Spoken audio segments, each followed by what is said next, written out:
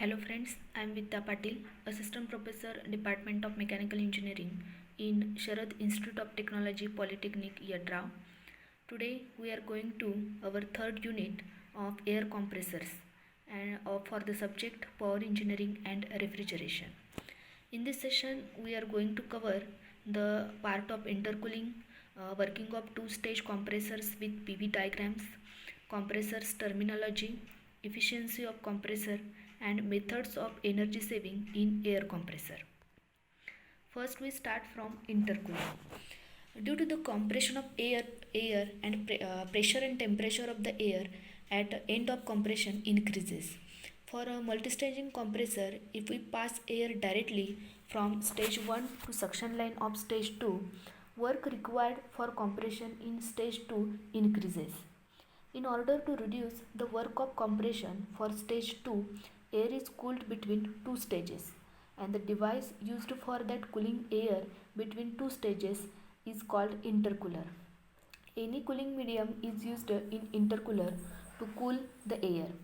Intercooler is installed between two stages of compressor. Okay?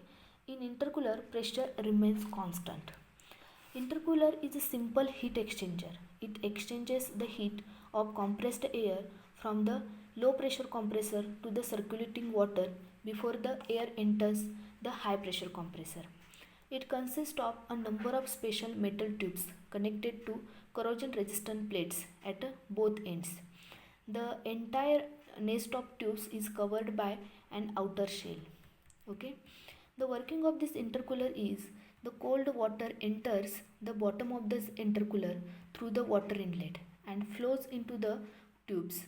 Then they pass through the top tubes and leaves through the water outlet at the top. Air from low pressure compressor enters through the air inlet of the intercooler and passes over the tubes. While passing over the tubes, the air is cooled, by the cold water circulating through the tubes, and this cold air leaves the intercooler through the air outlet. These buffet plates are provided in intercooler to change the direction of air, and this provides a better heat transfer from air to the circulating water. This is all about intercooling. Now we see the working of two-stage compressors with PV diagrams.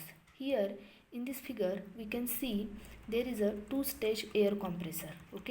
There are two types of stages. That is, first is the LP stage, that is low pressure stage, and second is the HP stage, that is high pressure stage.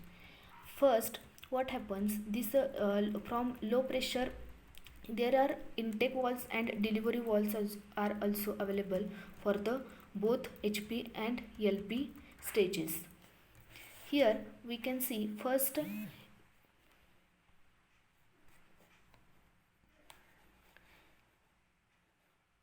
in multi-stage air compressor, compression of the air takes place in more than one cylinder, and multi-stage air compressor is used in places where high pressure air is required. In this figure we can see it consists of low pressure and high pressure and also intercooler.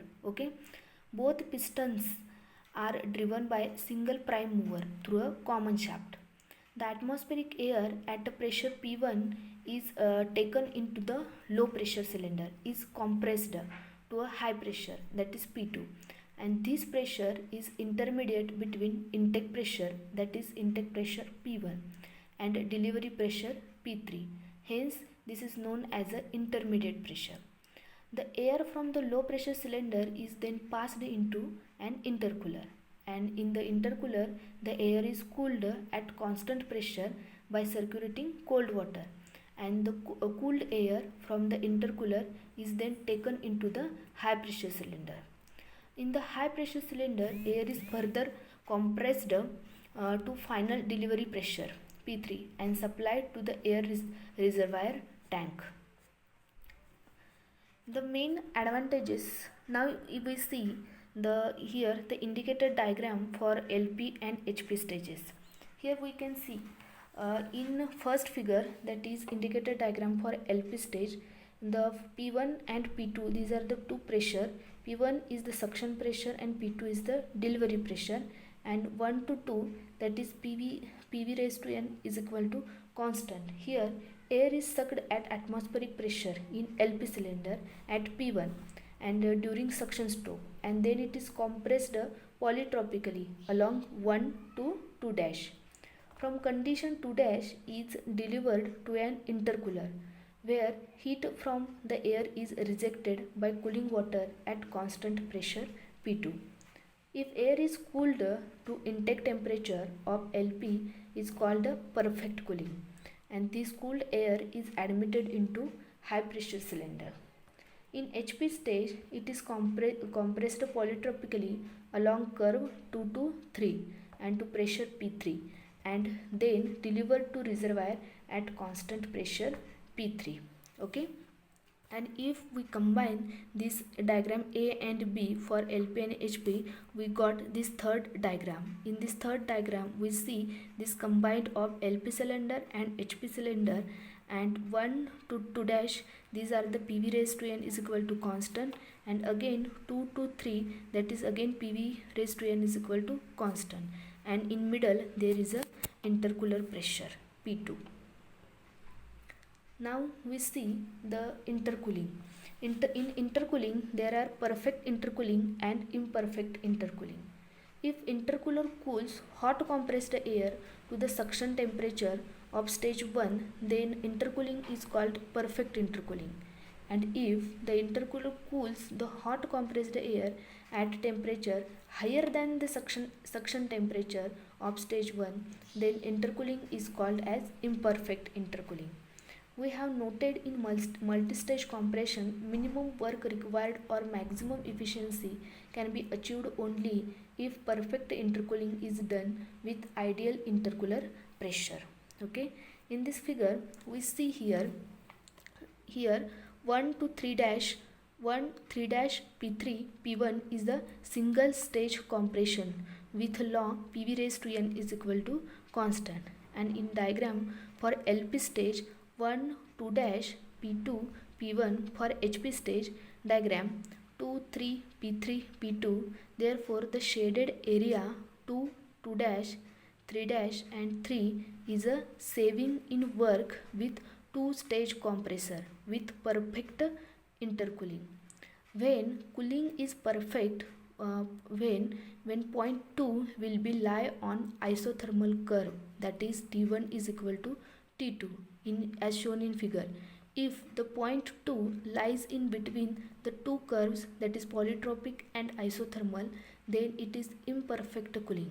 Here in this figure we can see here in perfect intercooling diagram, the point 2 is on, there are two curves, that is first is polytropic curve and second is isothermal curve, and point 2 is on isothermal curve. That's why there is a perfect intercooling in first diagram.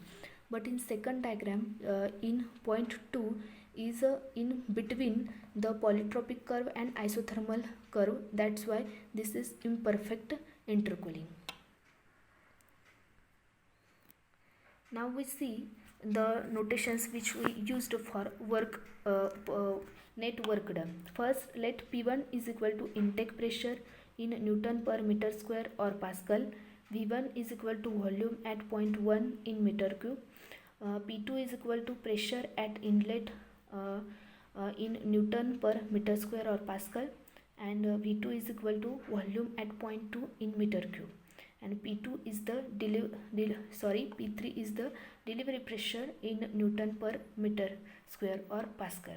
Here the net work done W is equal to N divided by N minus 1 P1 V1 in bracket P2 divided by P1 raised to N minus 1 divided by N minus 1 plus N divided by N minus 1 P2 V2 in bracket P3 divided by P2 raised to N minus 1 divided by N minus 1, and the indicated power is calculated by W into N divided by 60. Here the work done with perfect intercooling when T1 is equal to T2, that time total work is equal to N divided by N minus 1 P1 V1 in bracket P2 upon P1 raised to N minus 1 divided by n plus P3 upon P2 n minus 1 divided by n minus 2, and again here indicated power is equal to W into n divided by 60. Now we see the advantages of two-stage compressor. Here the first advantage is that saving in work input, that is when the air is cooled in intercooler before entering the high pressure cylinder, hence less power is required to drive the multi-stage compressor as compared to single stage compressor for delivering the same quantity of air at the same delivery pressure. So saving in work input. Second is the better balancing. When the air is sucked in one cylinder, there is a compression in other cylinder, and this provides more uniform torque, hence size of the flywheel is reduced. Third is the no leakage and better lubrication. That means the pressure and temperature ranges are kept within the desirable limits, and this results in minimum air leakage through the piston of the cylinder and effective lubrication due to the lower temperature. Next is the more volumetric efficiency. For small pressure range, effect of the expansion of the air, that is high pressure air in the clearance space, is less, and thus by increasing the number of stages, volumetric efficiency is improved. Next is the high delivery pressure. The delivery pressure of air is high with reasonable volumetric efficiency, and simple construction of LP cylinder, that is the maximum pressure in the low pressure cylinder is less, hence low pressure cylinder can be made lighter in construction, and also cheaper materials because low operating temperature permits the use of cheaper materials for the construction. There are some disadvantages also, more than one cylinder is required here, also an intercooler is required, and this increases the initial cost, and also space is required for that intercooler, and a continuous flow of cooling water is required, and there is a complication in construction. Okay, the need.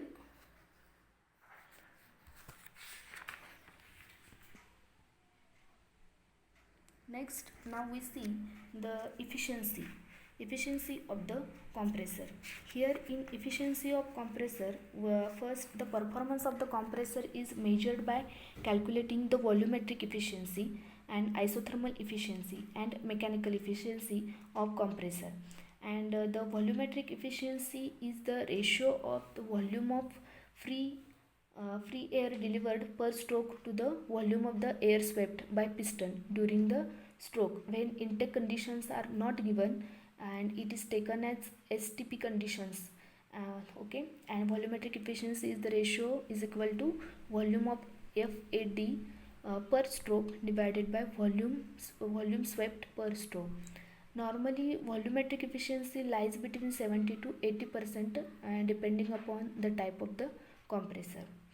But sometimes some factors which reduce the volumetric efficiency, that are restricted passage and leakage at the inlet walls. Also mainly volumetric efficiency depends on clearance. As clearance volume increases, volumetric efficiency decreases. And also piston ring leakage, as the pressure ratio increases, volumetric efficiency decreases. Also if the speed of the rotation is high and charge of the air taken in is less, that time which decrease the efficiency. And also fresh air comes in contact with the hot wall and also gets expanded, which decreases the charge taken, and therefore volumetric efficiency decreases. These are the some factors which affects the volumetric efficiency. And next is the isothermal efficiency. In isothermal efficiency is the ratio of isothermal power divided by indicated power.